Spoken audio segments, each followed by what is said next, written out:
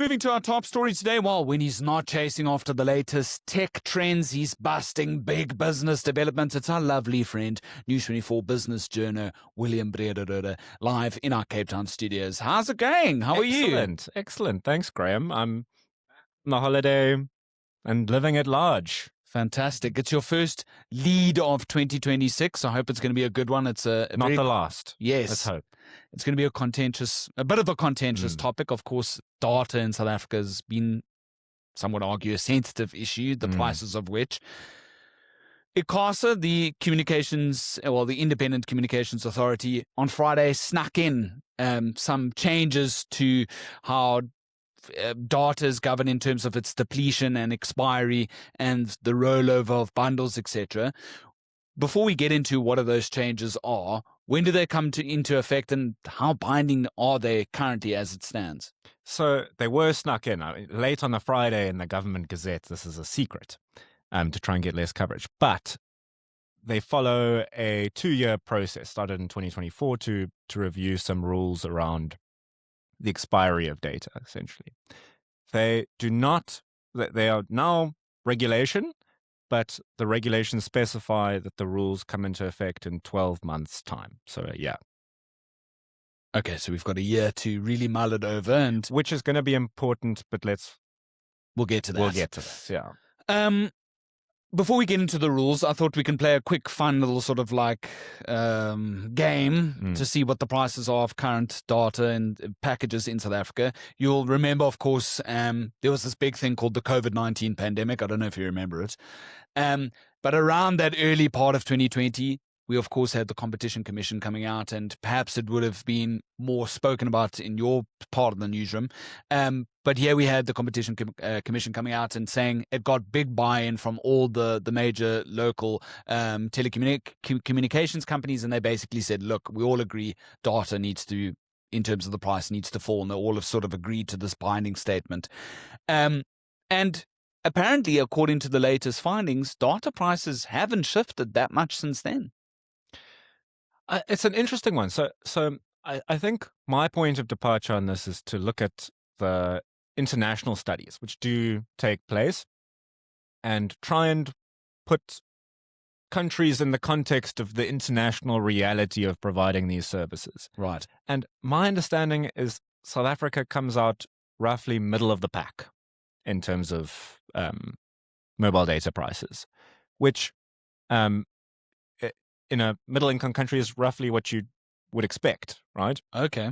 So I understand why consumers feel the brunt of their mobile contracts, but I think the wider reality is that we're roughly average by international standards. But it wasn't always the case, right? It wasn't always the case, and of course, the lower prices go, it's a fantastic thing for the country. It makes this it brings the online world to more people who previously couldn't access it because of price. And beyond the mobile companies, there's some fantastic things going on with making I suppose the internet available to more people. There's been a big push of fiber into townships with some very competitively priced bundles, like 7 rand a day sort of thing. Sure. So I think it's one way. I still understand why consumers feel the pinch, but in my view, it's moving in the right direction. Okay, cool. Let's look at those current prices, right? So I did a quick little check. I tested out the 3 main sort of cell phone providers in South Africa today. Of course, we know them as Vodacom, MTN, and God bless our soul, Cell C. And I took the 30-day validity period for their 1.5 gig bundle that they offer, right? So it's 30 days, 1.5 gigs. Vodacom is the cheapest out of the 3 that we chose, which is $95. Cell C and MTN are both 99 rand. But here's the interesting thing, William. Compare that to a 30-day, same package, 1.5 gigs in Tanzania. You're out on the beach in Zanzibar, you're enjoying, you're sipping your cocktails, you need a local provider, Zantel. Guess how much their 1.5 gigs costs there? Are we lower or higher? Much lower. So it's Okay. 62 Rand 59 cents Yeah. for the same package. Now, the argument may be Zantel's not as good as these particular three, and it's a different country and a different economy, like you say, which you've already alluded to. I just thought it would be Maybe an a interesting counterpoint, test. which I found interesting. Because I was recently in England. And to be honest, I found the coverage to be rubbish. It's poor, eh? At multiple points, I'd be on LTE. And then you can't really load anything. Yeah, I was So- on GIFGAF. I'd had a bad time as well. Having come back, I am a lot more grateful for our companies because, I mean, I can't remember the last time I went somewhere where I didn't have coverage. And my contract's not amazing, but all right. Yes. So interesting comparison on both sides, that there may be some other countries getting it cheaper, but equally compared to England, seems like our situation's pretty good. Yeah, you're not alone there. And Bruce Woodfield, and he has his show that comes out on Thursdays. He complained in one of our meetings about the poor coverage there. I had a really bad time. So yeah, you're definitely not alone. It's 100% a thing. Let's go into the changes. This is what everybody's sort of been waiting for, right? ICAST has come out with these new regulations. Take us from the top. Let's go to them sort of like one by one.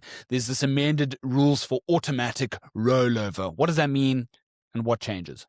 Okay. I have the wording here. Should I read it out? Because I think Sure. it's going to be useful.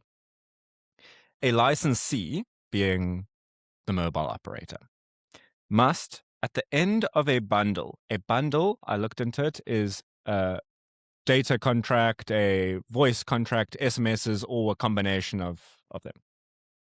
A licensee must, at the end of a bundle, roll over any unused bundles or portions thereof at least once, and subject to the same conditions that the bundle was originally under. What does that mean? And there's some exceptions to that. Let's first mention that. The exceptions are that does not apply to any bundle with a validity shorter than 7 days. It also doesn't apply to uncapped bundles and promotional bundles. There's some exceptions there. So let's use the 30 days then and the 1.5 gigs as the example we've been using thus far. What it seems to mean is that if you bought, how many gigs did we say? 5 gigs. 1.5 gigs. 1.5 gigs. And come the end of your term, you've only used 250 megabytes. The mobile operator must make some sort of provision at no cost to you to roll over a portion or that remaining credit into a new period, at least once. Now, I don't know if that means how long they are obligated to roll it over. But essentially what ICASA has done is, through this provision, it is trying to guard against consumers reaching the end of the validity period of a bundle that they purchased with substantial amounts of it remaining underutilized and having that just disappear, or be subject to some sort of additional payment where the mobile operator says, okay, you're reaching the end of your term, but you got to pay us a fee to keep it longer. So it's a fundamental change to the way in which data, SMSs, and voice credit expires. Yes. That's what that rule seems to be. It's not quite the 3 years that members of parliament were pushing for in one fiery debate last year, but it's at least a move positively in the right direction, right? For consumers, certainly. I mean, it's an incredibly annoying feeling having large amounts of credit go off, essentially, and just disappear. Because you feel like you're losing money, right? Now, alluding, the mobile operators don't see it the same way, that it's a win for consumers. But many consumers will feel happy at that provision. Yeah, and I want us to get to specifically Vodacom CEOs' views on this, Analogy, and the yeah. analogy and the metaphor being used in the construction of how it feels or justifies the validity periods for different data bundles. Okay, depletion notifications. So, I mean, I get a data saver thing that is inherent within the software of my particular cell phone that I use, and it will tell me if I reach 2 gigs of usage. Hey, slow down, Graham. Stop going onto random sites while you're out in the streets. You're about to lose how much you ever have. But now this is going to become even more rigid. So I think that's a good point. I think a lot of the operators do this anyway, but the new rule is that the operator must send you a notification when you reach 50% depletion, 80% depletion, and 100% depletion of whatever your bundle was. An important rider to that is if you get annoyed by all that, you can opt out. So you don't have to be subjected to that. But I think the logic there being, let's let people know when they're getting toward the end of their bundle so that they don't arrive in a situation where they run out and then a more expensive product starts running. Right. So make sure consumers are empowered with knowing how much they have left. Because that's the new rule. Yeah, that's equally important when it takes us to the next point, which is the out-of-bundle charges, right? So you would want to know if you're suddenly going to be charged for something that you didn't necessarily agree with if you still want to keep the data going. What does the new changes say when it comes to out-of-bundle charges? And So give us an example if you can. Yeah, let's start with the example. As I understand it, under the new rules, if you had your 1.5 gigabyte 30 days, and you fully deplete it, but let's say you also had 100 Rand in airtime credit. The operator cannot start deducting your airtime credit once your 1.5 gigs runs out without you opting in to allow for out-of-bundle charges. So that can still happen, but now the user has a choice around whether that those out-of-bundle charges start running. Makes sense to me. I didn't even know we did not have a choice. So yeah, I'm not exactly sure what the status quo was, but that is now a rule, that you have the right to opt out of having those out-of-bundle charges. But again, that will come into effect in 12 months. Thanks for the reminder. Expire first, use first. Explain this to us. As I understand it, imagine you have 2 products, one of which expires in 3 days, another expires in a month. This rule will make sure that the mobile data, let's say, on your closer to expiring package starts running first. So you don't deplete your data that you have a whole month to use. You rather start with depleting the data which will expire in the next 3 days anyway. Okay. So it's like it changes the sequence. It necessitates that the sequence in which bundles are depleted is in order of the earliest expiry. Does that make sense to you? Yeah, 100%. Okay, good, that makes sense. Good. Yeah, that just means that the validity period that is running out quicker, the companies must force for that to be the focus of your usage first before the longer validity period would then kick in. Exactly. Yes. Logic being, why would you want, if you've got 30 days to use something, why would you want that to start depleting if you've got something else which is going to be depleted faster? Sounds fair. And then the last one, transfer rights. What's this? This seems to be that ICASA is making it so if I have a 1.5 gigabyte 30-day bundle and I'm on Vodacom, and I know you're on Cell C, but let's say, for example, you are on Vodacom, I could transfer my bundle to you, and you could enjoy it at on exactly the same terms that I enjoyed.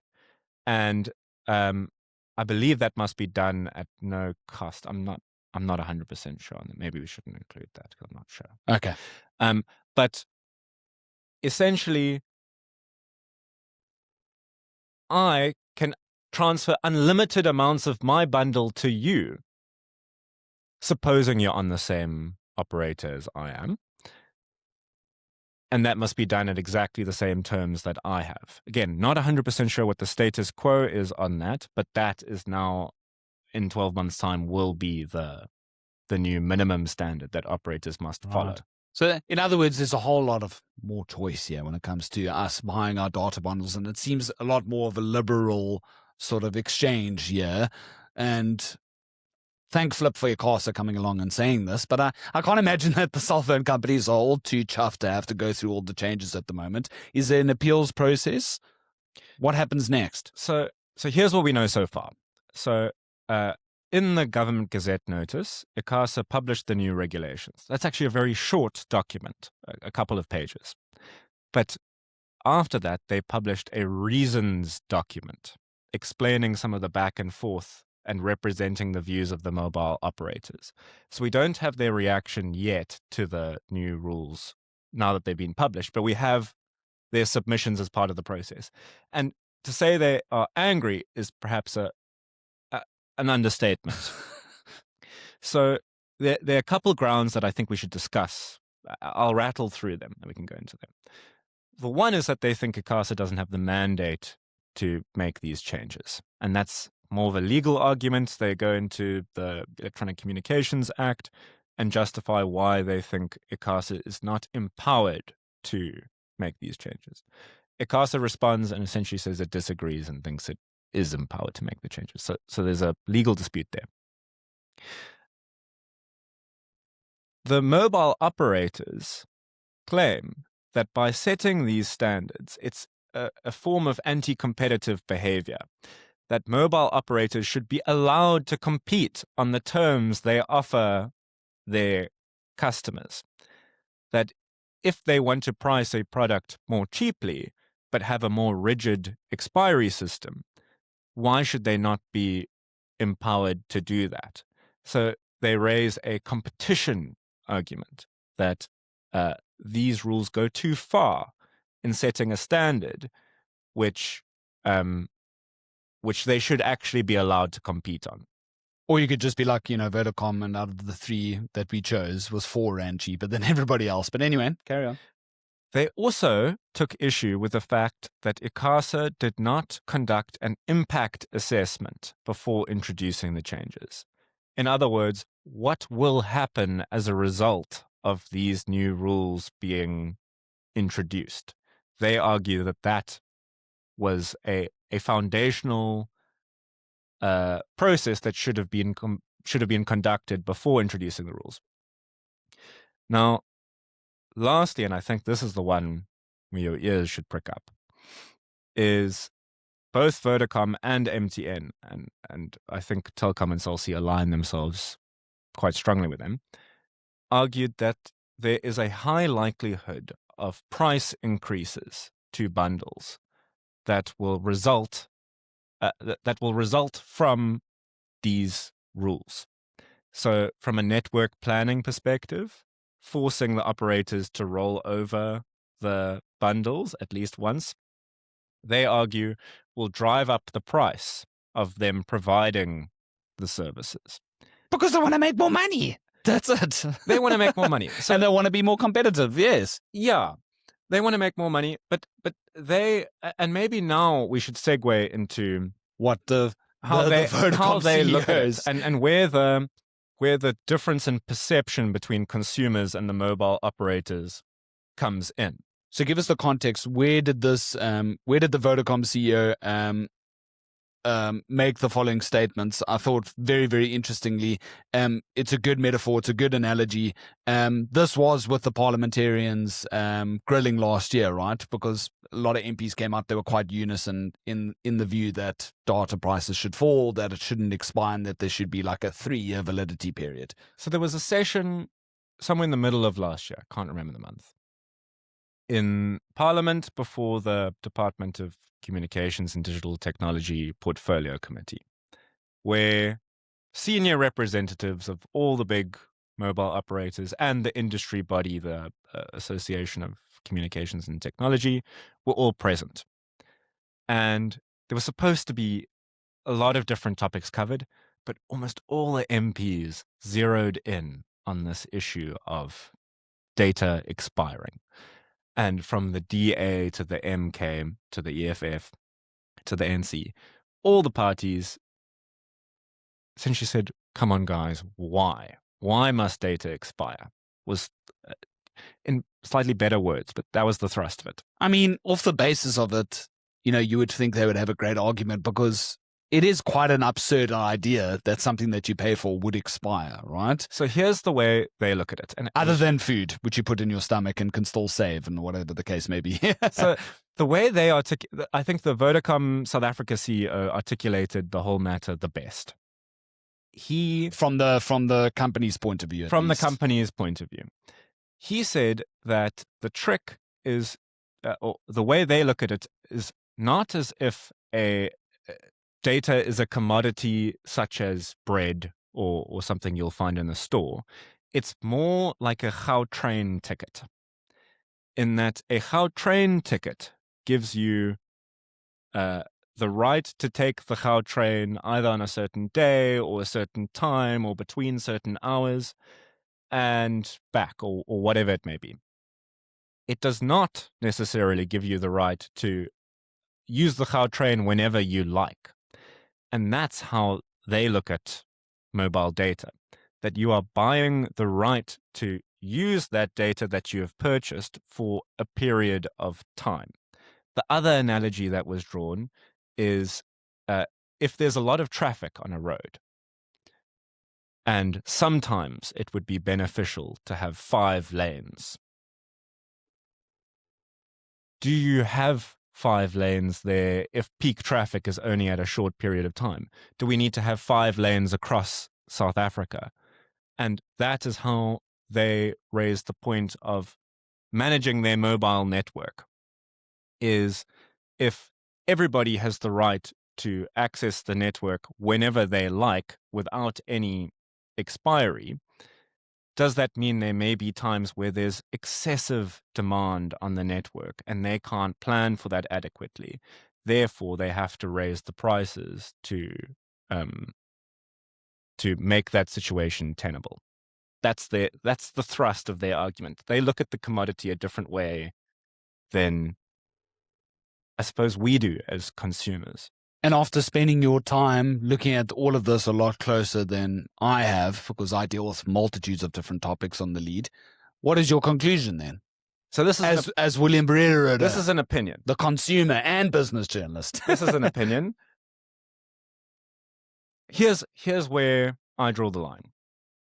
As I understand it, and this is not an ad, but Capitec, through their MVNO, their mobile virtual network operator, they offer packages without any expiry. And I had a look, and they seem very well priced to me. So part of that is because you're a bank account holder, you also get to benefit from the mobile network. There's like a ecosystem incentive there. But if Capitec is able to offer data plans without expiry and at an affordable rate, that seems to suggest to me that it's a viable way to structure your plans. Now, if you're with the bank. But why couldn't that be the case if you weren't with the bank? Aha. So that's what makes me side more with the consumer than the network operator. But sure. I'm not insensitive to the network operator's argument. And I'm glad you didn't say polite. And I do think it's possible that as a result of these regulations, there will be some price increases, which, going back to our discussion at the start, is that's a negative outcome.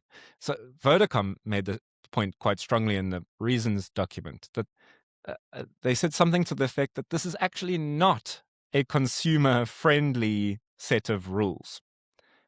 I lean towards the fact that it is, but it's worth considering the difference of opinion. Yes. Because them also saying this is not consumer friendly, but all the power lies with them in increasing the prices in any case, does it not? Well, they'd argue that there's a cost of doing business. And going back to our earlier point, I mean, the mobile operators have done a fantastic job of getting service to far-flung areas of the country. Yeah. And good service. In the absence of Starlink. And there is a good, you can imagine the costs associated with having, I'm not sure exactly of the numbers, but I'm pretty sure their 4G, Vodacom and MTN's 4G networks cover 99 point whatever it is of the population. There's got to be a cost associated with that. So definitely from an infrastructure point of view, sure. So I think it's great that ICASA is going to empower something like the notification thing. That just gives the consumer more information to make informed choices. That's a great thing. I think the rollover, where I think it's quite reasonable, is it does not apply to, and this is all opinion, by the way, it does not apply to bundles with an expiry shorter than 7 days.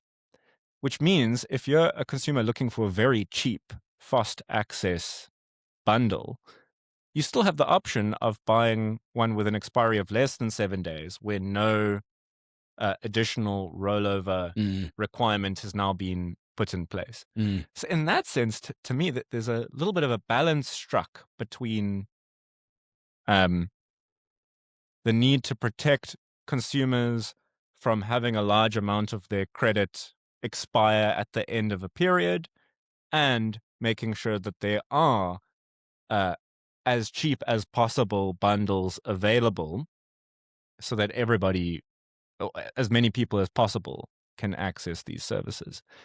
There's a balance struck in the regulations, but different parties will see it totally differently. Yes. Is there an appeals process? So, to my knowledge, not formally within these regulations are regulations, and the public participation process is now over. I've reached out to all the mobile networks to ask what their next steps are. That was only this morning, so I haven't had responses yet. Sure. I did get a short response from the Association of Comms and Technology, the industry body, which represents them, just indicating they're still studying the regulations, but they are aggrieved that their submissions as part of the process were not factored into the final regulations. So I guess we'll see in the next year. The looming risk for the introduction of these regulations would be a challenge in a court of law. And the fact that there is a year to implement these regulations does give the mobile networks a considerable amount of time to build legal arguments against these regulations.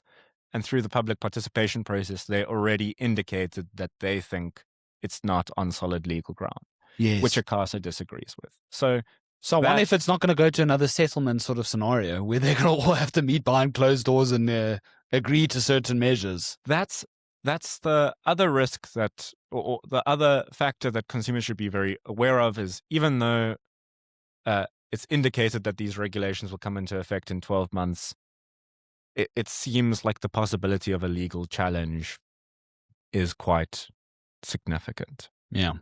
But that's untested at this stage. Absolutely. I'll leave it with this. The Competition Commission's August 2025 cost of living report found that internet costs wireless have increased by only just 1% between January 2022 and April 2025.